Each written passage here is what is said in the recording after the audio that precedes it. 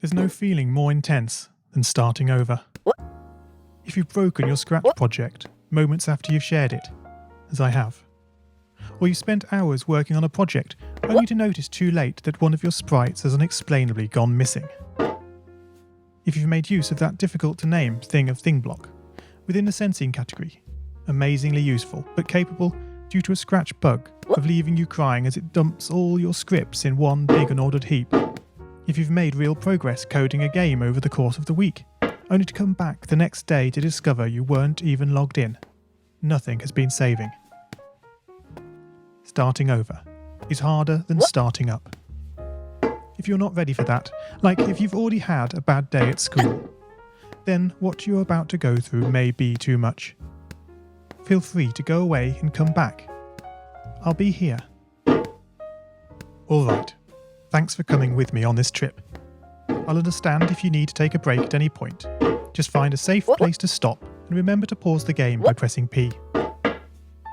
On Scratch you can find loads of remixed or reimagined recreations of existing games, and with good reason. George Bernard Shaw said, "Imitation is not just the sincerest form of flattery, it's the sincerest form of learning." This game is a recreation of a game that came out in 2017, titled Getting Over It with Bennett Foddy. That game in turn was a homage to a free game that came out in 2002. Both games involved dragging yourself, using a hammer, up a mountain assembled from assets and objects sourced from many other games. It seems appropriate then that, when trying to recreate Getting Over It in Scratch, that we should construct our mountain from the same assets used in literally millions of Scratch projects, the unmistakable contents of the Scratch costume library. Unlike Unity or Unreal, Scratch does not provide you with a built-in physics or 3D rendering engine. It has no state-of-the-art debugger, you can't even pause your scripts. We are forced to program old school. Our experience capped at 30 frames per second on a 480 by 360 pixel stage. But these very restrictions force us to experiment, to think out of the box, to grow as developers as we become masters of all things Scratch.